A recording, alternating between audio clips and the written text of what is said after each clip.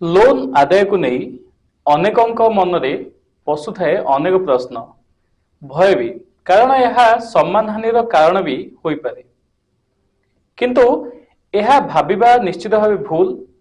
तेबे ठीक कौन आसतु जानिबा। नमस्कार, मु अनिंद्य राज खाड़ंगा आपण को स्वागत करुछि TR24 न्यूज द विशेष कार्यक्रम बैंक ऋण आदायर नियम।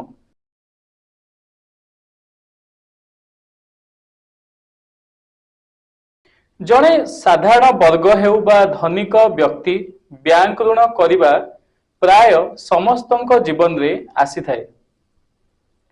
निज छोट छोट आशा को पूरा करिबा पई तो केबे निज भविष्य पई व्यवसाय वृद्धि पई बैंक ऋण करा जाय थाए। तेबे से कौनसी भी कारण थाउ ना कहीं बेले बेले ऋण सुझिबा समय रे किछि किछि किस्ती समय अनुसार दे हुए नहीं एवं परवर्ती समय रे ताहा एनपीए बा नॉन परफॉर्मिंग एसेट्स होई घर को नोटिस आस्थाए। यह सह रिकवरी एजेंट बारंबार आसी किंबा कॉल करी ग्राहकों को बहुत हैरान हरकत करुवा और सम्मान हानि करुवा को मध्य पछघुंचा करंती नहीं। तेबे जदि आपण जने ऋण उपभोक्ता तेबे आरबीआई बा रिजर्व बैंक ऑफ इंडिया रो किछि नियम आपण को आमे कहि रखुछु जहा आगामी दिन रे आपण को काम रे आसी पारे। प्रथम रे जने रिकवरी एजेंट ऋण ग्रहीता को केबे भी सकाळ 8टा पूर्व और संध्या 7टा पर जोगाजोग करि परिबे नाही। एही समय पूर्व जदि जोगाजोग करती ताहले सेटा दंडनीय अपराध। द्वितीय रे जदि रिकवरी एजेंट आपण को कॉल करूछंती तेबे केवल बैंक रो लैंडलाइन रु ही कॉल करि परिबे। व्यक्तिगत मोबाइल रु कॉल करिबा दंडनीय अपराध अटे।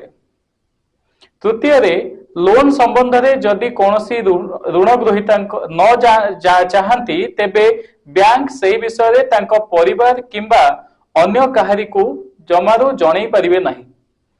ग्राहक अनुजाई जदि ग्राहक रिकवरी एजेंट को कोनोसी निज इच्छा मुताबिक स्थान रे ही भेट हेबा को चाहती तेबे रिकवरी एजेंट सेही जगह को ही जाई परिबे। रिकवरी एजेंट बारंबार घर को किंबा रास्ता उपरे ऋण ग्रहीता को रोकी तर्क करि परिबे नाही बा अपमान करि परिबे नाही। आरबीआई नियम अनुसार रिकवरी एजेंट ग्राहकों को घर मध्य को प्रवेश करिबा किंबा उपहार नबा एमिति कि चा जलखिया मध्य ग्रहण करिबा संपूर्ण रूपे वर्जनीय अटे। बैंक मध्य रिकवरी एजेंट को 100 घंटार डीबीटी बा डेब्ट रिकवरी ट्रिब्यूनल ट्रेनिंग देबा बाध्य अटंती। एहा सह 10 लाख रु जदि आपनक लोन कम अछि तेबे आपण लोक अदालत आश्रय मध्य नहीं परिबे। तेबे जदि आपण रिकवरी एजेंट किंबा बैंक द्वारा बारंबार आपण को असुविधा सम्मुखीन हेबा को पडुछि तेबे आपण स्थानीय पुलिस स्टेशन किंबा सिविल कोर्ट रो मध्य आश्रय नहीं परिबे। तेबे आज रही विषयटी आपण को केमिति लागिछि निश्चित भाबे मतामत कमेंट बॉक्स ते कमेंट करी जणाइबे। तेबे आज पई एतिकी। नमस्कार।